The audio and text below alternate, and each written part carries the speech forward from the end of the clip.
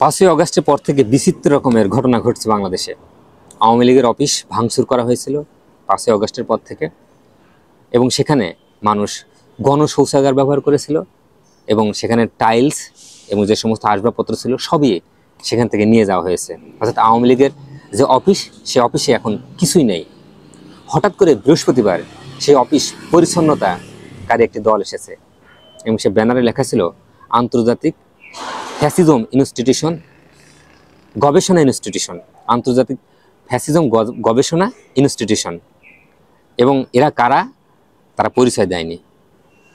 তারা বলছে এই ভবনটি পরিষ্কার করা হবে, পরিষ্কার করে বৈষম্য বিরোধী ছাত্র আন্দোলনের কাছে দিয়ে দেওয়া হবে।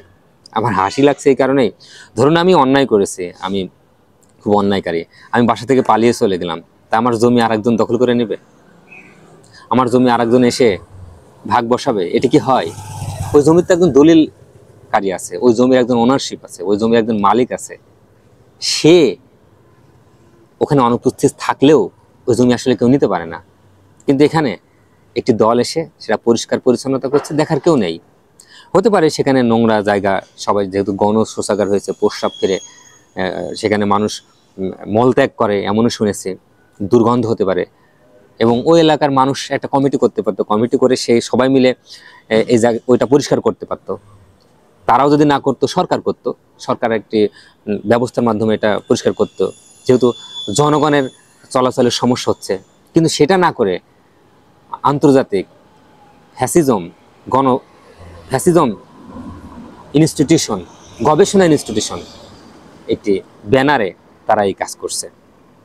তাদেরকে নাম শোনার কথা বলা হয়েছে, তারা এইটুকুই বলছে যে বাংলাদেশটা আসলে মগের মুল্লুক নাকি আল্লাহ জানে।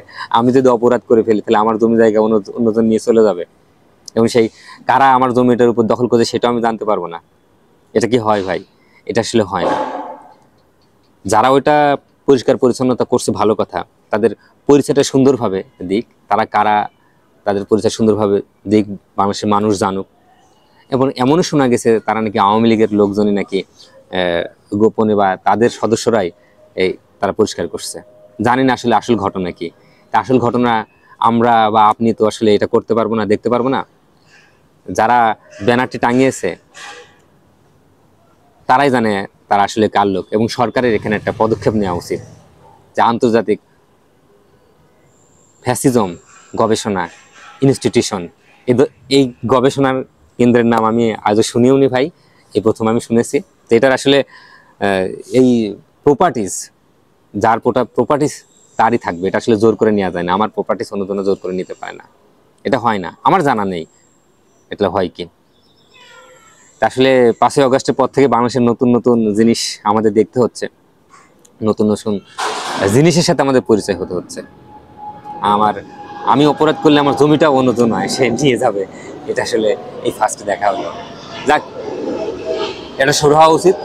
আমার মনে হয় সরকার এটাকে দেখভাল করবে, সরকার এটার দিকে নজর দেবে।